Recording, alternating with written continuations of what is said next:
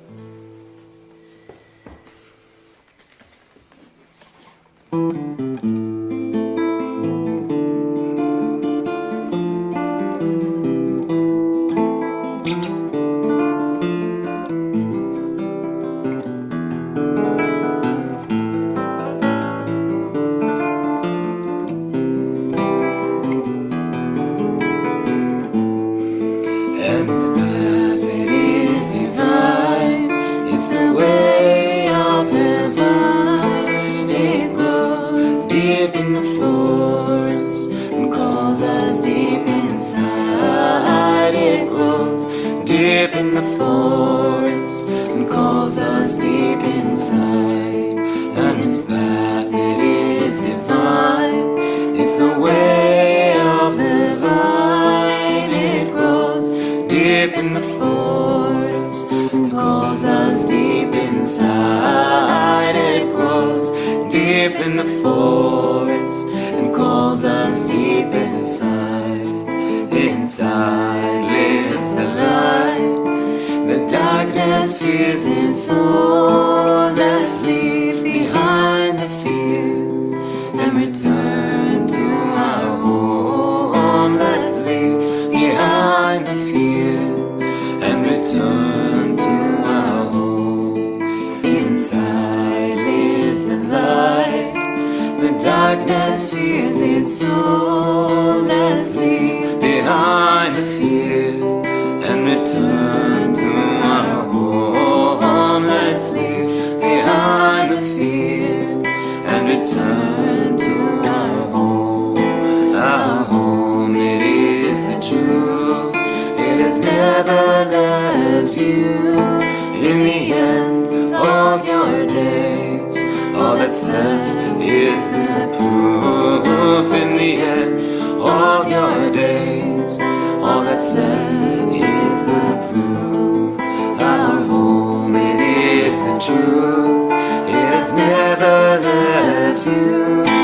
In the end of your days, all that's left is the truth. In the end of your days, all that's left is the truth. And the truth, it is love. It shines from above, in the wind, in the forest, in the heart of the Holy One. In the wind, in the forest, in the heart of the Holy One. The proof, it is love. It shines from above, in the wind, in the forest, in the heart of the Holy One. In the wind, in the forest, in the heart of the Holy One. In the heart of the Holy One, all beings return to me. Just look at this light, open your eyes and see. Just look at this light, open your eyes and see. In the heart of the Holy One, all beings return to me. Just look at this light, open your eyes and see. Just look at this light, open your eyes and see.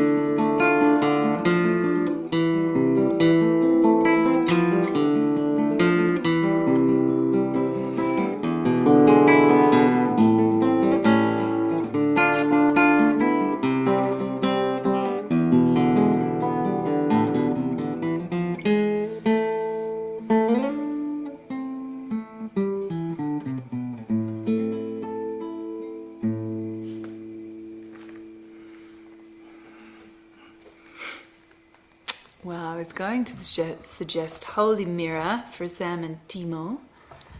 There we go. Caroline agrees. Yeah, we were just in Santa Barbara. That before she said that?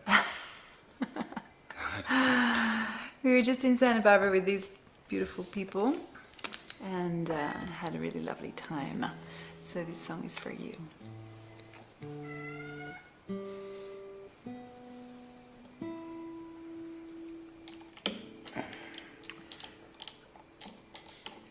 I'm a special guest. Oh, there she is. Pandita. Never misses a ceremony.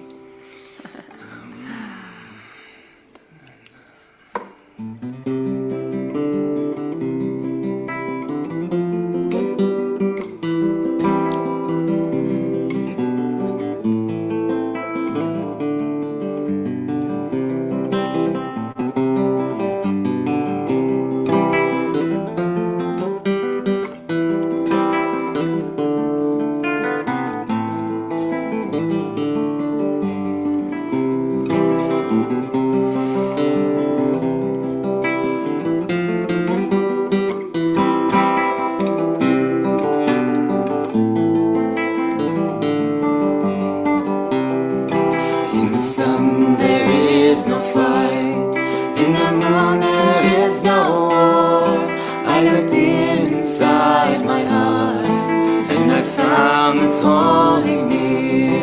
In the sun there is no fight, to the moon there is no war.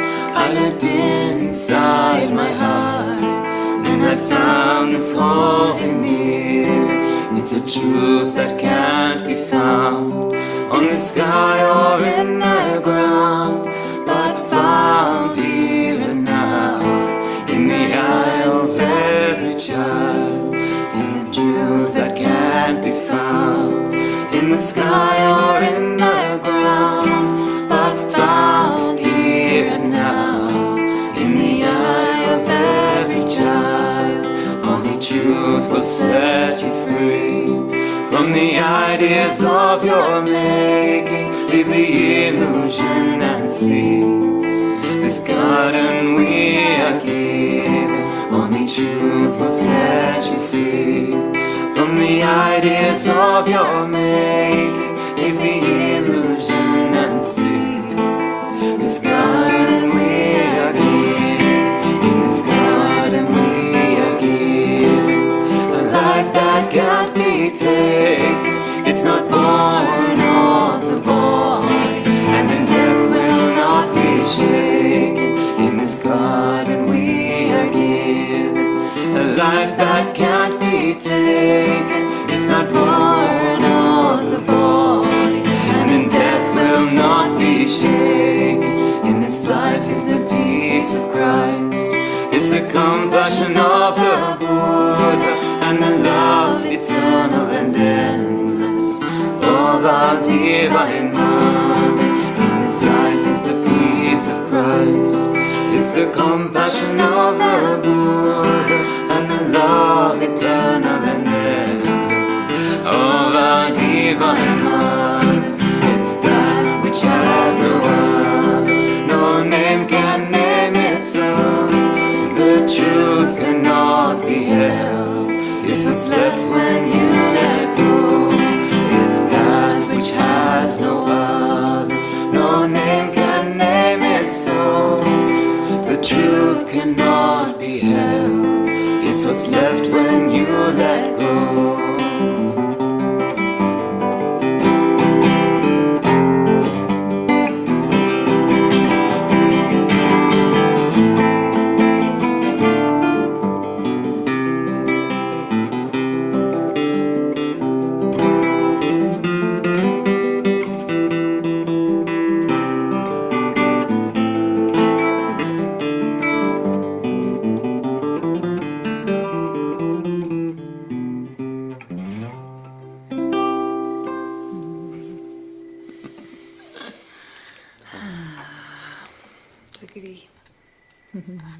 Very fun. Yeah. So, yeah, I think many of you know already because we've seen a bunch of you recently.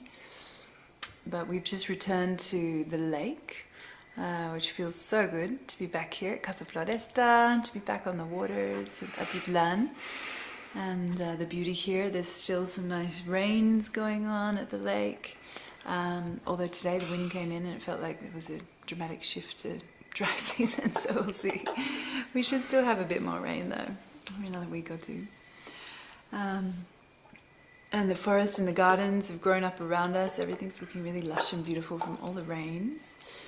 And we have a few weeks to land after our transition from Australia and a couple of weeks, or 1 week in the States in Santa Barbara. And we have a couple of weeks before we hit the ground running for high season, really. So it's really nice to have time to land and spend time with kids and catch up with people. And we've slowly been, just dipping our toes in. It's been really nice to land without a busy schedule straight away and just let it all sink in. So yeah, here we are, and it's so nice to see you guys here. Thanks for joining us. Yeah. Oh, I guess I can make a little announcement to those of you who are here, but we mentioned it in our newsletter that went out last night. And moving forward, we are creating a membership, Forest Path membership for those of our regular community to join our works. And this will be required in the future to Oh, it's very fancy, isn't it, Caroline? Yes. So it will be required to be able to join the US ceremonies and the Australian ceremonies. So it's to sort of help protect us more in the work that we do there in those countries. As well as we're beginning some member works this season here in Guatemala, which we're excited about, where we'll have daytime ceremonies based around a certain flavor, special calendar days. The first one that'll be coming up, we'll have an Oshun work next month, or in December, I mean, and then in January and February moving forward, there'll be some other special days to celebrate and sing songs in a particular direction. So Yamanja and Shivaratri, we'll have a Jaya's birthday there too, and those are for all of you guys who are really regular participants in our community and would like to join in on those. So there's less hand holding, and it's really just sort of about all sitting up and participating, singing together in the light. So I hope to see some of you there when the time's right to flow through Guatemala. And we'll have a beautiful New Year's celebration too. So all of those works are up on our website on the calendar, and in order to register for those now, you'll need to fill out the membership application form. That was in our newsletter that went out last night, and we'll send, the links will be on the website too from now on, in order to access those programs. So there's a little bit of an update of what we've been doing on the back end of trying to kind of legitimize and cross some more T's and dot some more I's and create more safety and protocols around the work moving forward and help to safeguard what we're doing. Yeah, outside of Guatemala, it's very rare that we have any new participation or people that we don't know or people who aren't recommended by people who are coming or have been with us several times. And so it's really, really lovely that pretty much everyone who comes to us is vouched for by people who have come to us. You know? And so the membership thing, it is a way to protect us and to protect all of the individuals who are coming to be with us. And it's just heavier screening and harder to find for those who don't know from outside of that, or haven't been there, or haven't been with somebody who has been there and wants to be there. So it's just for those who want, and for those who don't want, don't have to.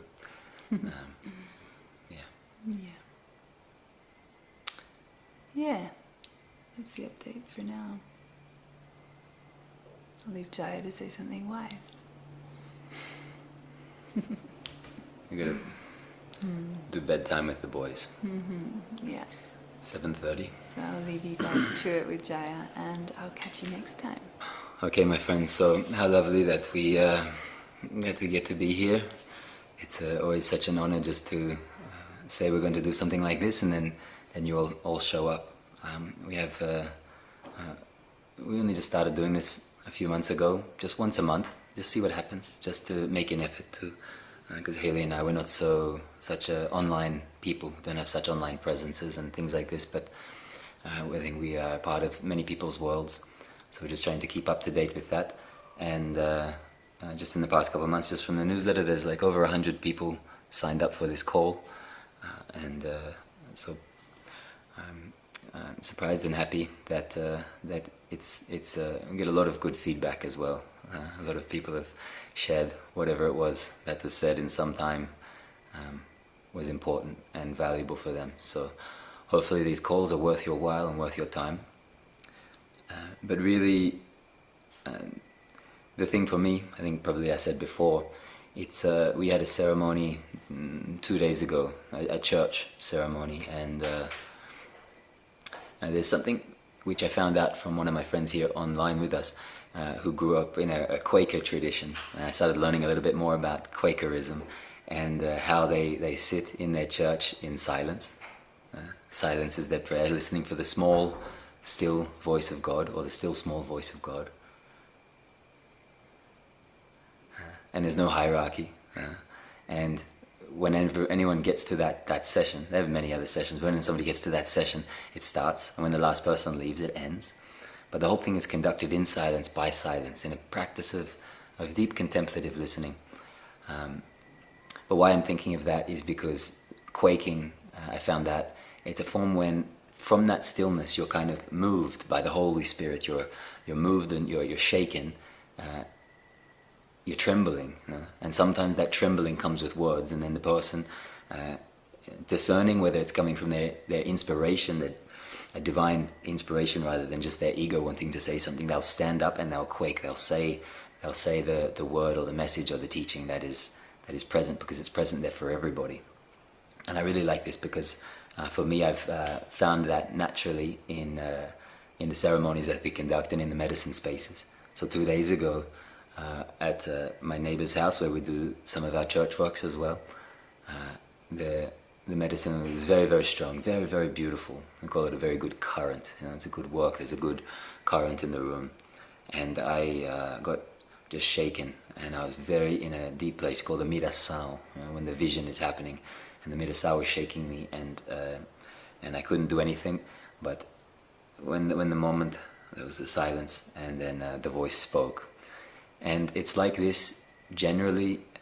Many of you who've come to our ceremonies, and I a lot of ceremonies around the world, places where I come from, it's very silent. Nobody talks, nobody teaches, because the medicine should speak for itself. But the place I come from as well is a tradition of mediumship and poetry as well, to bring words to life, to bring teachings to life, so that we can speak them and receive them in a different way. Of course, silence says it all, and silence is one of the best teachers. And there's that quote, to only speak it if it improves upon the silence.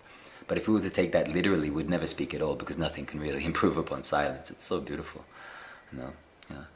Hopefully we'd still sing and play music, but silence says it all. Silence says it better, and silence, it always tells the truth. So anyway, sometimes I'm moved, and sometimes I quake, and sometimes I vibrate from that place. And all that is to say that from where I come from, the best place to discover being together and giving sermon or teaching is to come from that place and start speaking and see what happens. That to me is one of the most precious things of a living wisdom or a living tradition. It's not that it is an essay that's written down and then I memorize it and then I perform it. To me, it needs to be living and breathing. So here, living and breathing with you all. If anybody has anything, and it's like, it's kind of this weird thing, because I don't want to be the sage on the stage. It's like, oh, look at me, I'm going to talk and I can do this thing. But it's really, for all of us, a meditative quality to gather back into these words and remind ourselves of what's important and what's of value to us, probably relating to the spaces of which that you have met us. So returning to those places.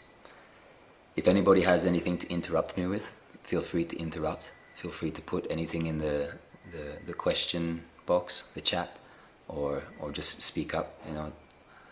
Otherwise, I'll just keep going. But I'm very happy to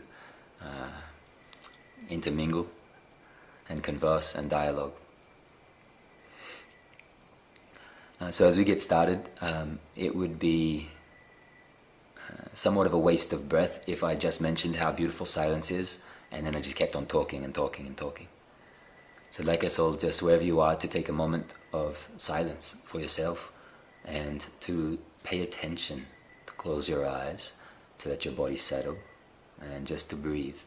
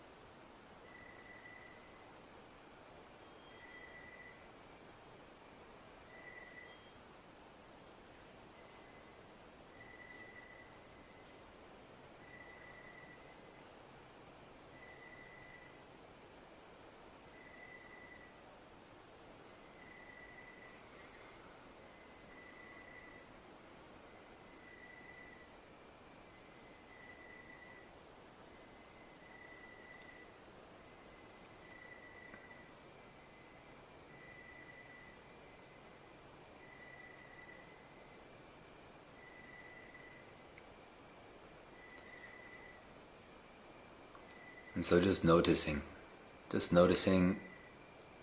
quality, the tone, the vibration of your body, of your mind, of your feeling.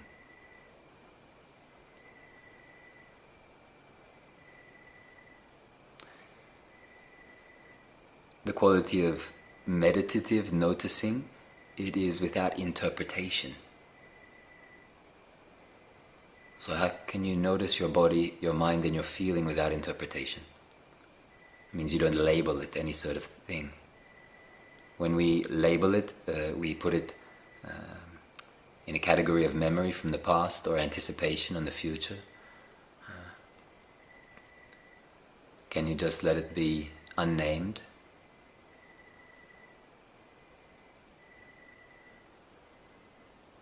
And if you let your body, your mind and your feeling be unnamed, then what is left?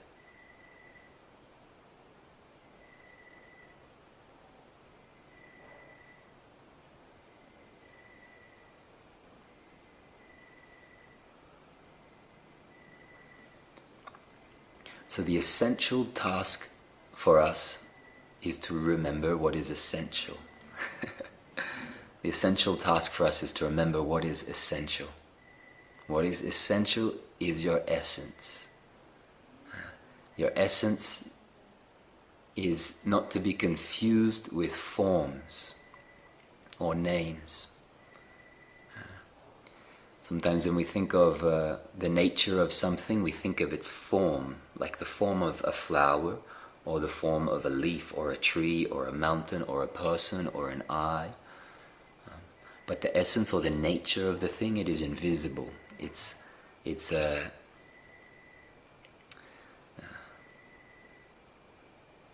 little bit past the form. It informs the form. And so when we look at our body, our mind and our feeling without interpretation,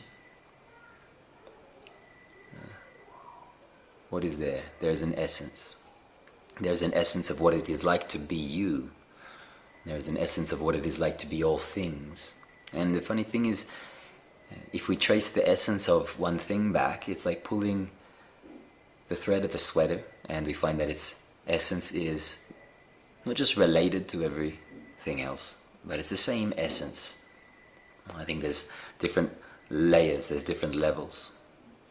Certain things have their own nature, which give them their own personality, which give them their own structure, their own makeup, their own form, their own feeling, their own vibration, their own fragrance. But if we keep going deeper, if we keep turning back, if we keep going before, we find that before all things, the nature is one, the essence is one.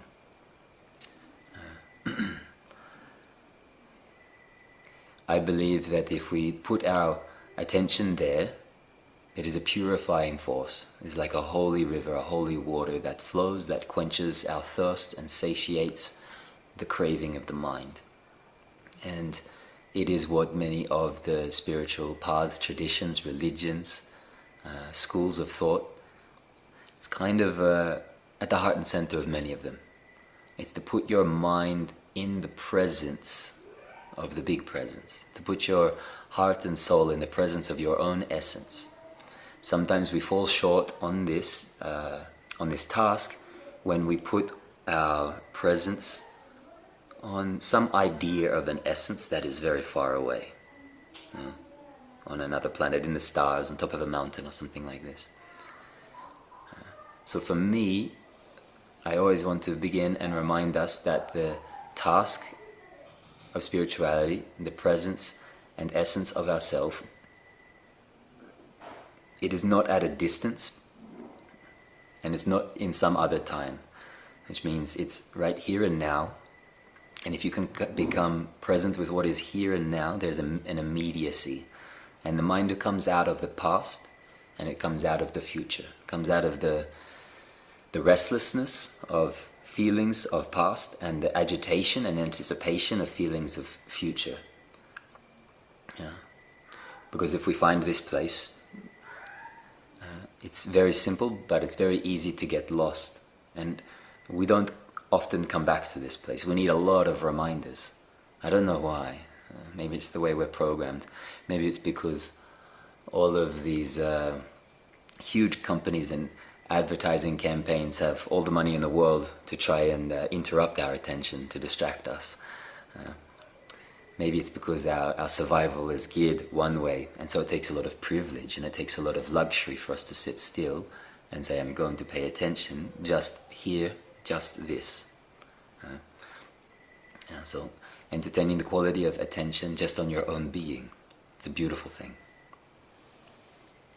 Something I did want to share that came to mind this afternoon, my son, I think I always talk about my children, my 5-year-old son, he is one of the most sweetest souls, one of the most his name's Raphael, which is the name of an angel, and Haley just said tonight, she said, you know why we named you that? It's because you're an angel. And I said, oh, that's very sweet. But he's going through a phase, as many young kids do, where when they are frustrated, upset, or sad, they don't know how to regulate that, and they don't know what to do about that. They don't know how to speak up about that. They don't know how. And so he's, I don't know where he learned it, probably at his school. But if something doesn't go his way, if he wants something and it doesn't happen, or if his brother does something and, all these things, he says, I hate you. And I was like, wow. He's been doing it for a little while. Like it's a tick. We have these kind of reactionary responses, all of us, when we're squeezed. And you can imagine being a 5-year-old and not having the words or the sentiments to speak your voice or to bring your presence to the party.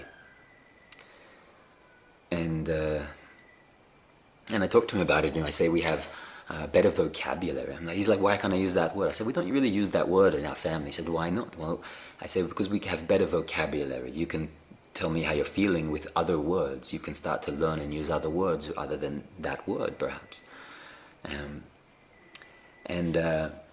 He understood, but it still comes out like that. He doesn't get his way. He gets upset. He gets mad. He gets sad. He says, I hate you. He says, this is the worst day ever. And this little boy doesn't have an inch, an ounce, a centimeter, a millimeter. It doesn't have any hate in his whole being. Like, he couldn't. He doesn't even know what it is. It's just his reactionary response to say, I'm frustrated, sad, angry, and I don't know what to do about it. And the thing that I've been reminding him of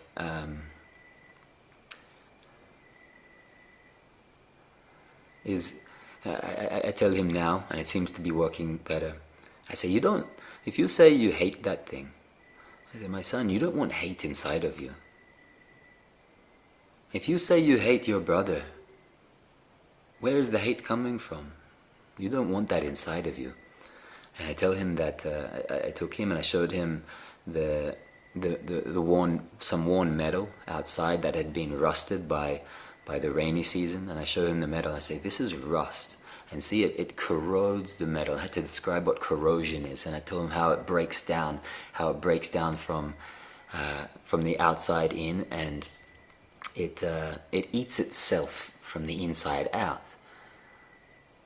And I said, this is what hate does to us when we have it inside of us. And so when you say you hate something, you don't want it inside of you because it's doing this inside of you. It's corroding. And then we think about what we do want inside of us, and we look at other things, like flowers. We look at beautiful colors. We listen to.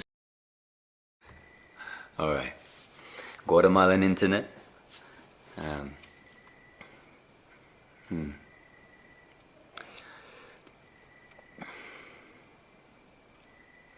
It's like this, we have all sorts of things inside of us, and we get to choose what we put inside of us, and we get to choose what comes out of us.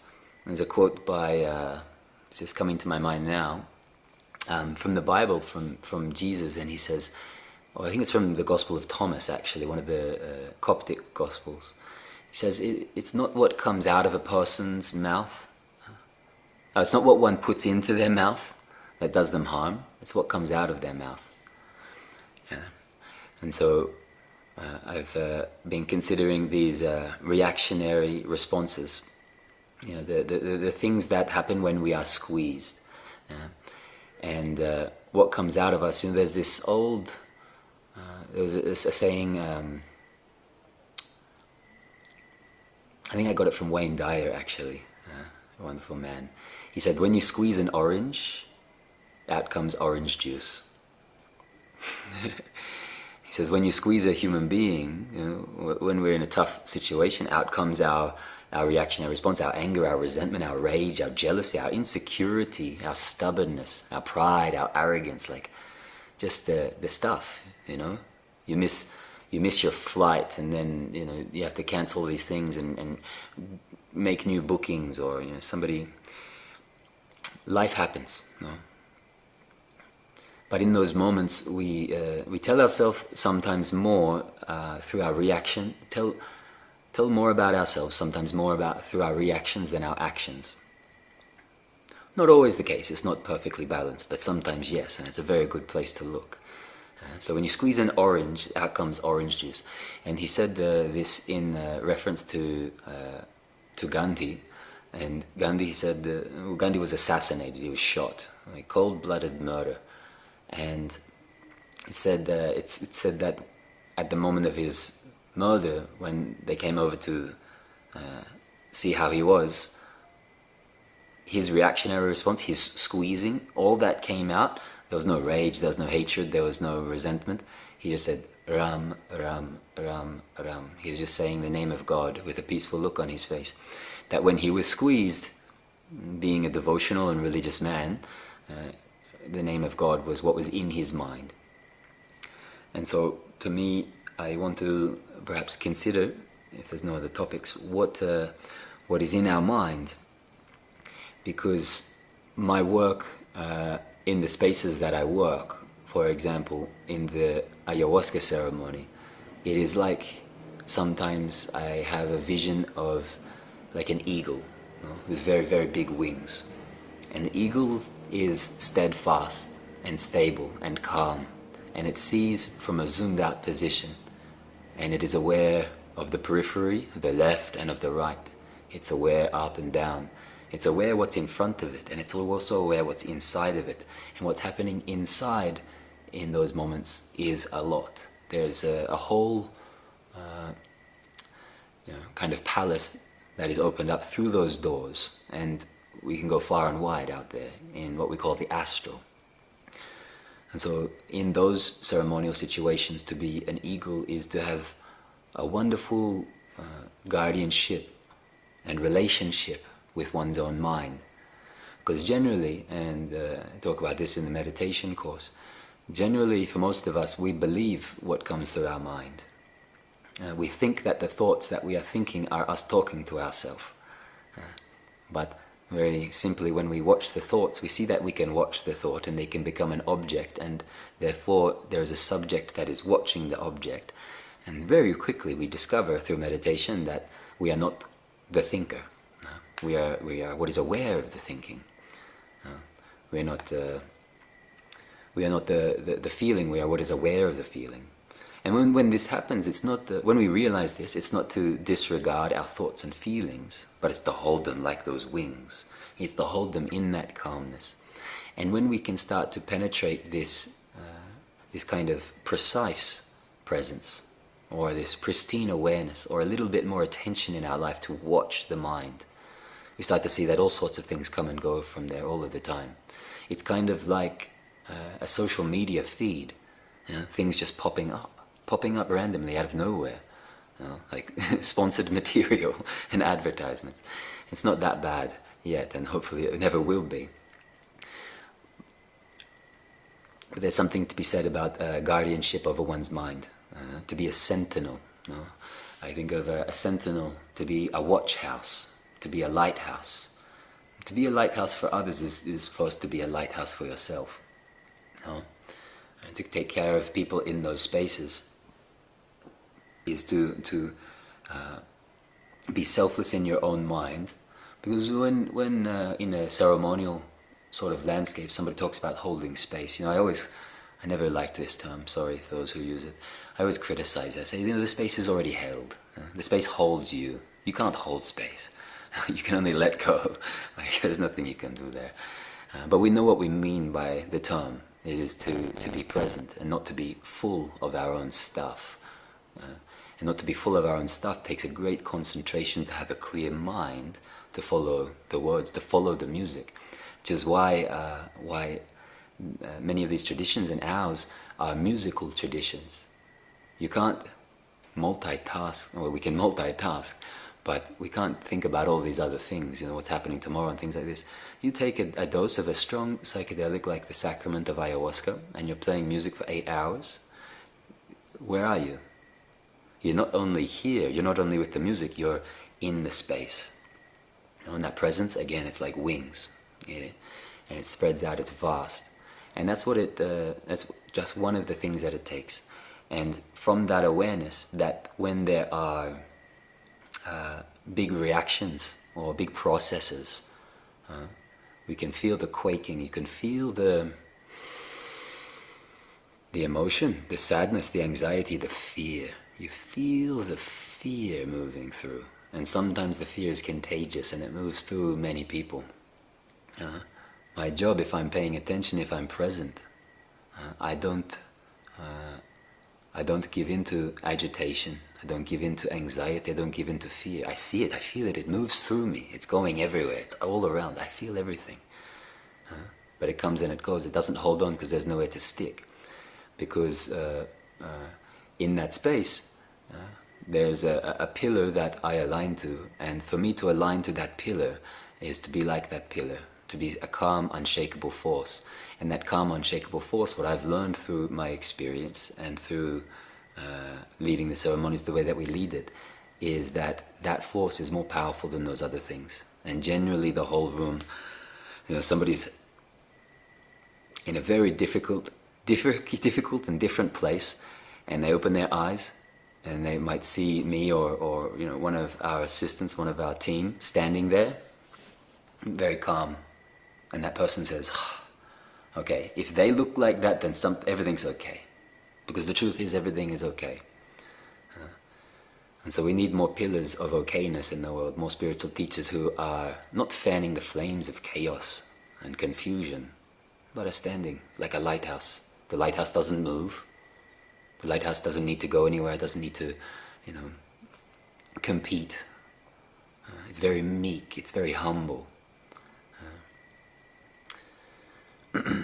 And each of us has the potential to be such a lighthouse for ourselves and for others, to turn the lights on in the mind, to become a witness of what passes through, to become a filter to allow what is wonderful and beneficial to you and others to pass through, what you put in your heart. There's a quote by the Sufi mystic Hafez who says, the words you speak become the house you live in. Rather, it's not what we put in our mouth, but what comes out. So when we're squeezed, what is the juice that is inside of us? What is the juice? And for me, when I'm squeezed, I still notice all of my personal things. I still notice my little boy inside of me who kicks and screams and wants to run and hide and get embarrassed or angry or insecure or go to the mountain or go to the cave. I'm not denying that. I have that. We all have that. And the point is to recognize it. The point is to embrace it. The point is to open your heart to it.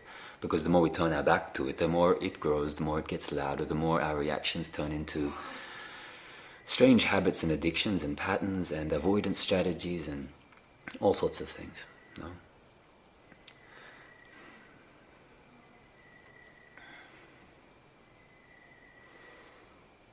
So to become a sentinel of your mind, or a lighthouse to your mind, it's just this awareness, it's just this presence, it's just this breath. And the task is to do it many times, just little times. You don't have to be like this all day. If you can concentrate for 1 minute on one thing, that's good. If you can concentrate for 30 seconds on one thing, that's good. Just your breath. Just one mantra, just one word, just one beautiful feeling in your heart. Sharpening the concentration gives us the ability to have stability. And our ability to have stability is directly related to our ability to have greater tranquility and peace. You think of a still lake. Yeah? Stillness is peace. Stillness is tranquility. Because when we keep stirring things up, the ripples, they bring new ripples, they bring more ripples, and those ripples bring their ripples, and then you've got a whole house full of ripples. No? And sometimes it's beautiful to ripple. No? There's nothing wrong with rippling. But if you don't know the depths underneath that, then you're always just being thrown around by the ripples. Yeah. So to become a lighthouse to your own mind, watch what enters, watch the way that you speak to yourself, watch the voice that comes through, watch the narrative. And befriend that voice. You don't have to perform any exorcism on your mind. The more you listen to it, the more you pay attention to it without reacting or giving into it, the more it starts to become your friend. But you have to have the willingness to do that, the willingness to see that, the willingness to go with it. And then we kind of become a whole different being there. Because if you look around the world, and many of us were just living a reactionary life to the thoughts that we think and the words that we speak, and to what people say, and what's happening on the news, what's happening in the scrolling, and it's very depressing, and it's all over the place. You know? We're just kind of like in that pinball machine, bouncing around. The ripples are rippling other ripples, and it's all, it's restless. Yeah. This is why, for me, in these teachings, it is always to turn around, to look inside, to sit still, to get really, really quiet, to befriend silence, to allow stillness to have a home inside of you.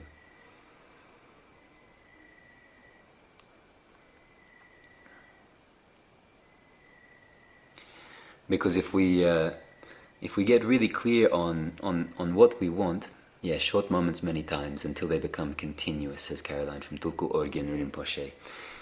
That's where I got that. And I believe he shared that with a lot of people in terms that from his tradition, there's a lot of practice, a lot of sitting. And when he started meeting Westerners, he said, if you can sit short moments many times until they become continuous, it'll be better than all of this other forceful kind of spiritual practice, and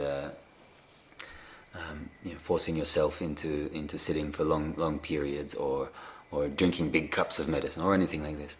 Short moments of presence many times a day pierce the veil and start to become continuous and steady, like a stream of water. Or one of the analogies from India is like oil.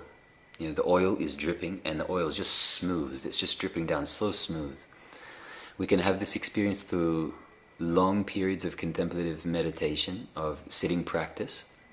You know, if we're sitting many hours a day, you'll find that the stream of the mind becomes very, very smooth in its one-pointed absorption.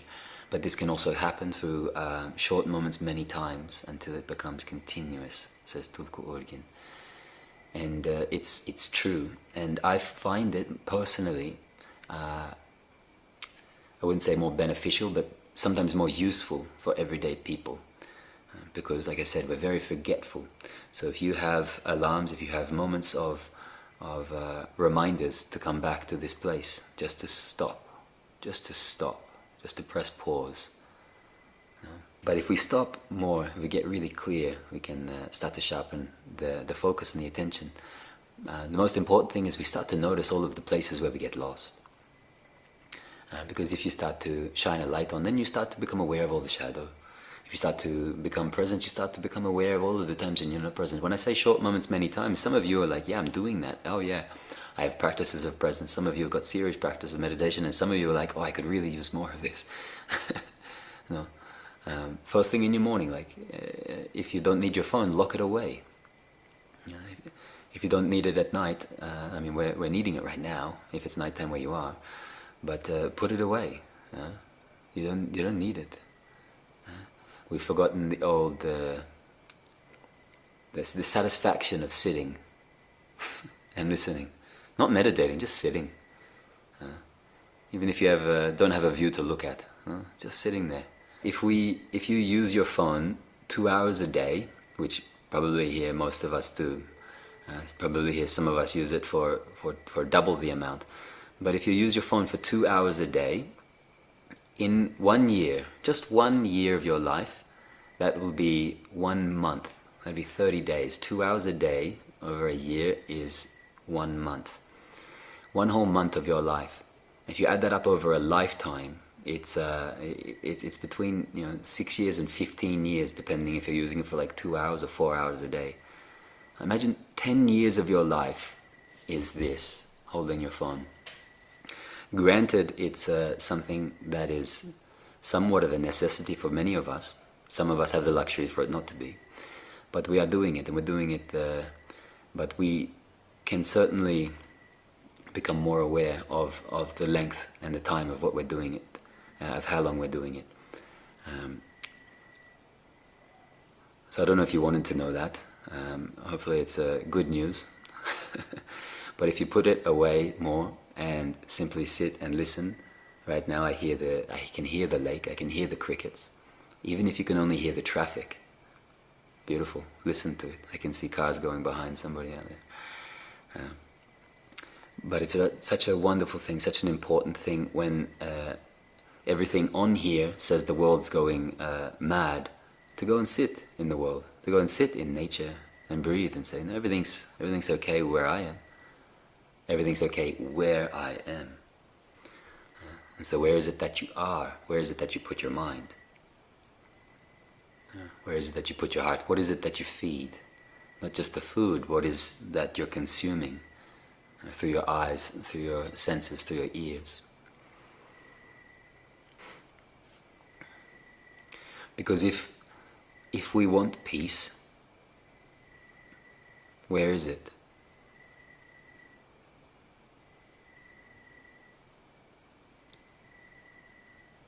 Yeah, I think you all just found it. If you want peace, where is it? If you really want peace, the only place you'll find it is right here. It's such a simple thing. We are very complex, we're very technical. We want things to be sophisticated and intellectual and make sense and kind of be rigorous and fit together in a certain way so we can, know how it works. If you want peace, it's right here. It's a simple mystery. Where's your life? It's right here. We don't know the workings of it, we don't know how or why. So there's a part of us that wants to know how or why. It's good, it's beautiful, it's a friend. But that's also the part that gets you in trouble.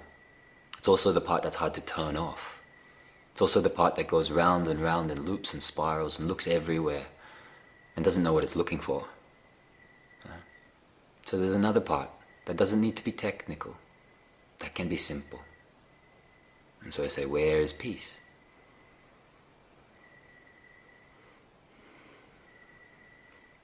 Because one thing I am certain of is that human beings, people now, more than ever, probably always, but now, for sure, 100%, could use peace, could use more peace. You can never have too much peace either.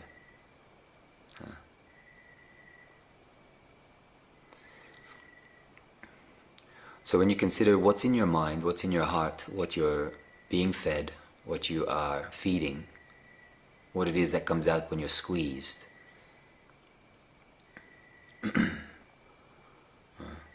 it's also considering what our music is in the world, how it's coming out of us. It's considering what we are contributing to. Now, I open my phone, if I look at that, I see all sorts of things. But I see that in my home in Australia, in the United States where we were last week, here in Guatemala, in Europe, if I ever go and watch a news thing, it's not good news. I was just in California visiting San Antimo, and whenever I'm there I mention something about the news. I always do it just to kind of see where they're at, and they always have no idea. They say, no, I don't watch it. I don't know anything about that. I say, wow, that's wonderful. I should do that more. And so I do. I don't need to know. illusions of dystopia.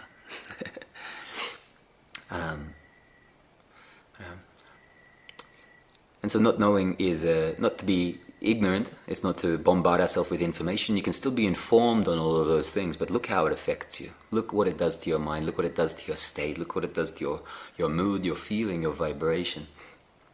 And then consider if that is contributing to the conclusion that you want to see in yourself and in the world. So if you don't like being up all night, being not being able to get to bed, being anxious, being restless, if you don't like considering all of these dystopian ideals, if you don't like the left or if you don't like the right, if you don't like the up or the down, if you don't want to be polarized by all these things, stop being bothered by it. Stop buying into it, stop feeding it, stop eating it. So then what are you eating and what do you want to have in there? Surely peace should be on the agenda, but it's for you to decide what is of most importance, what is of most value to you inside of yourself. Because at the end of the day, the mind is where our whole experience of life is. And this body, it's our friend for life. I was going through one of my songbooks today, and I have a very old songbook full of children's songs that I wrote about 10 years ago. And one of the songs is called My Friend for Life. And it says, hello my beautiful body, my friend for life. It's teaching kids to pay attention, to be aware of their body. And I don't think I heard it that way, but today I heard it that way. Oh yeah, it's my friend for life. For life. What an interesting thing to have a body, what an interesting thing to have a life. So if I don't want to contribute to the wars, if I don't want to contribute to a sick society, then I contribute to where my home is, where my vessel is, to the relationships around me, to the ground beneath me, to the immediacy of where I am. Because I believe that contributes much more. The problem is that when we get really quiet and when we start to look at ourselves, when we look at it in our mind and we look in our heart, is we see the hardest part about having a body that is your friend for life is that you have to live with it. And a lot of people don't like living with themselves. A lot of people don't like living in their mind. A lot of people don't like living in their body. And say, become friends with stillness, become friends with silence, find peace. And some people say, Jaya, that's not a reality for me. You don't know what it's like in here. And that's one of the hard pills and the slow road with looking inwards. Some people, it's very hard just to stop and be still.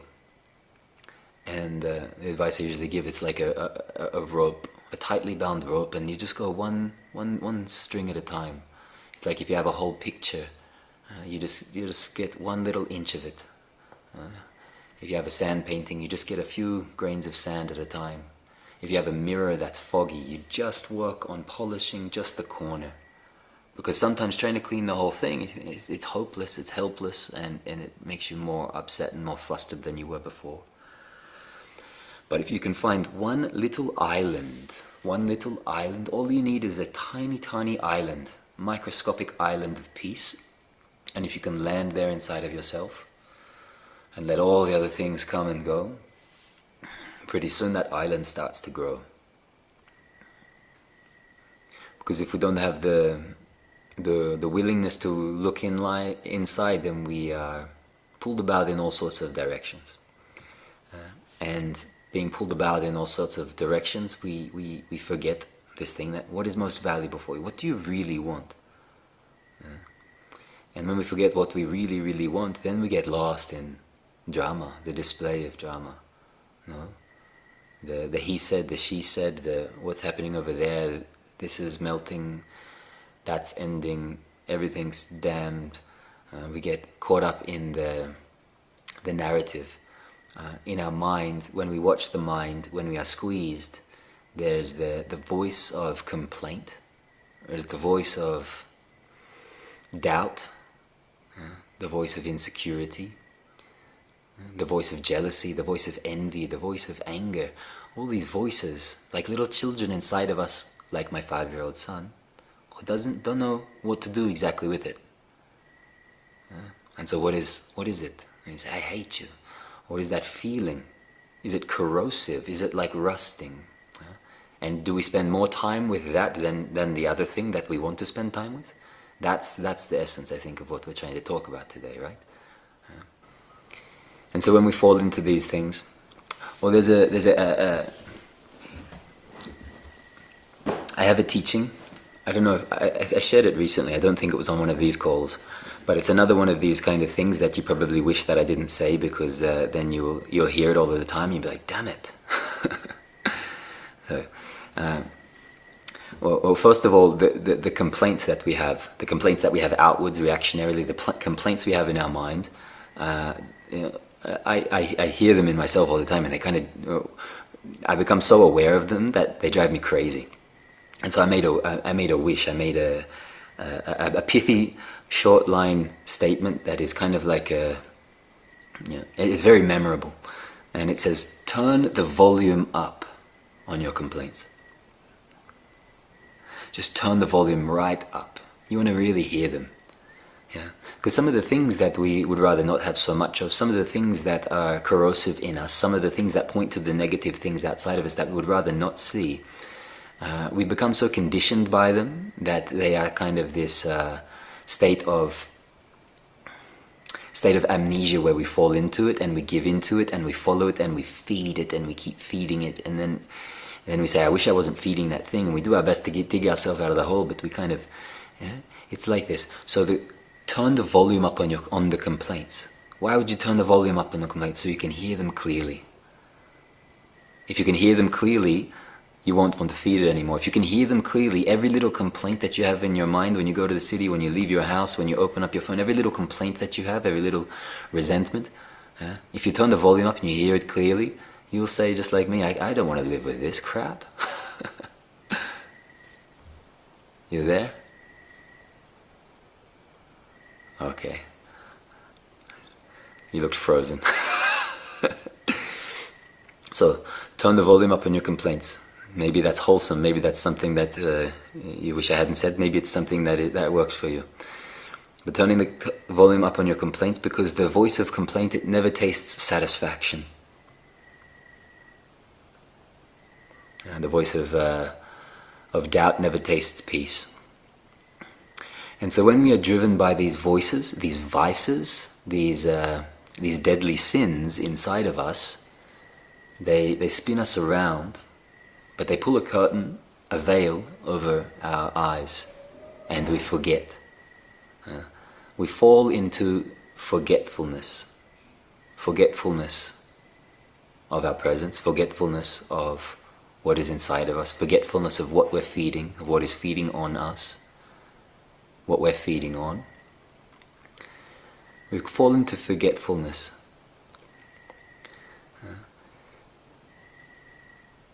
And so our simple presence, right here and nowhere else, it's remembrance. And for the presence of remembrance to happen, we need to practice the remembrance of presence. So for the presence of remembrance to happen, we need to practice the remembrance of presence. Many times, as many times as we can.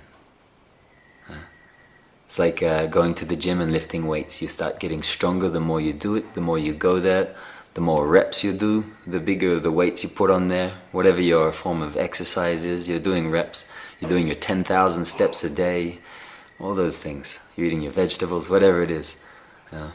You practice your presence. But in order to do that, you need to practice your remembrance.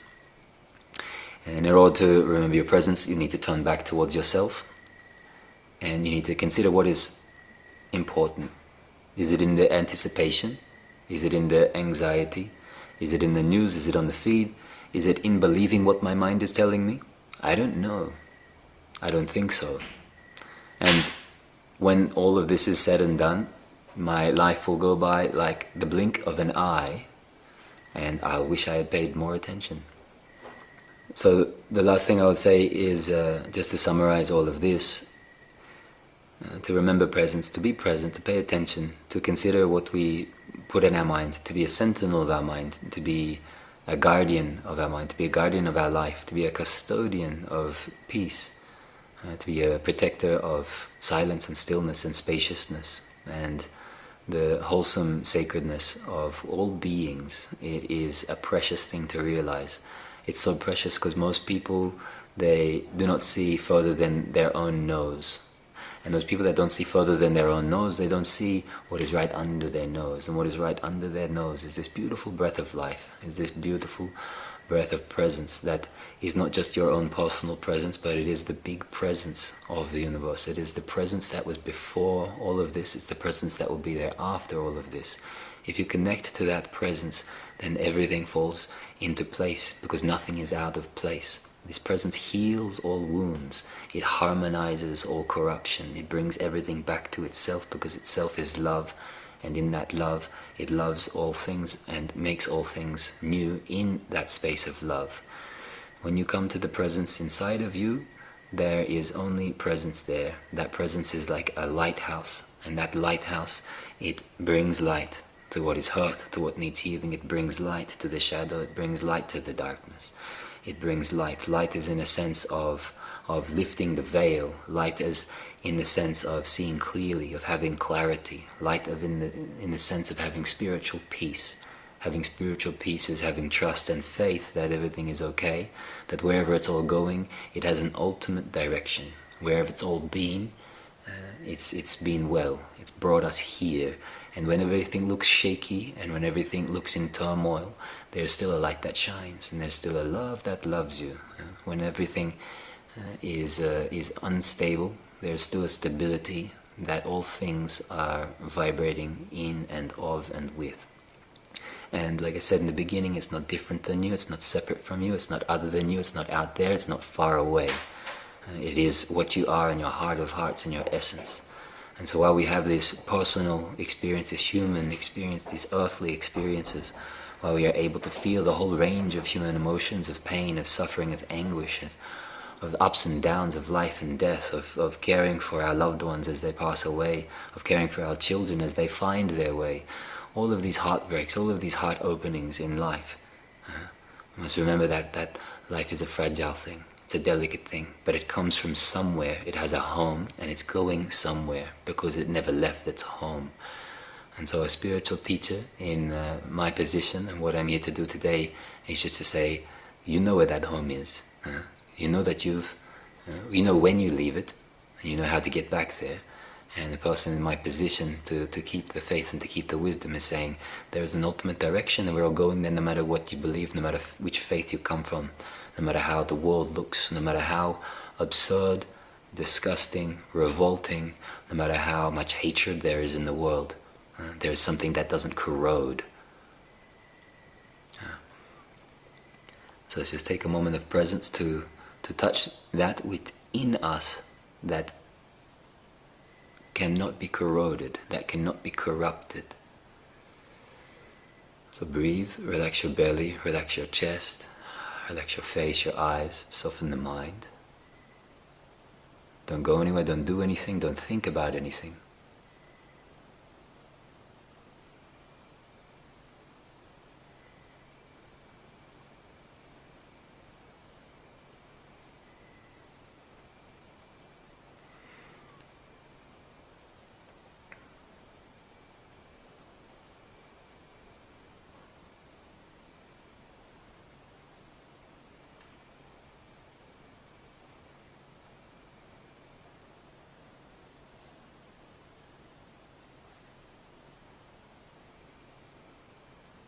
Feel this vibration. Let it fill you.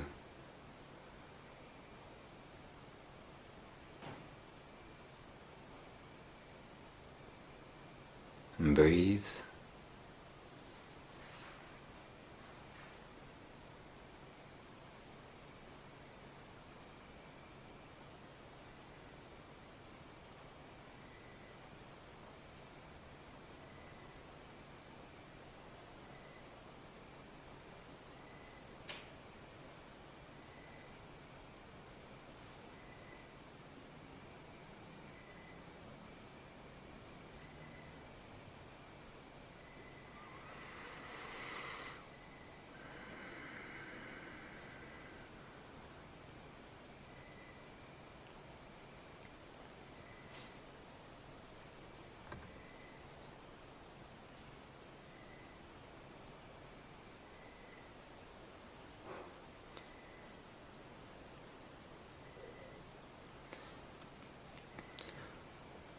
Okay, my friends, may you remember this presence, may you remember where it lives, may you remember this peace, may you remember where it lives, may you remember and be blessed by this light, the light that is your own presence of peace, that is the home that you've never left somehow.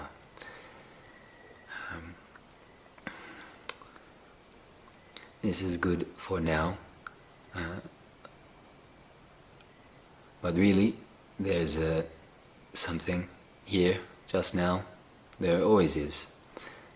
I want you to guard it in your heart and guard it in your mind and bring it into your practice, whatever that may be, even if it's a little practice, even if it's a big practice.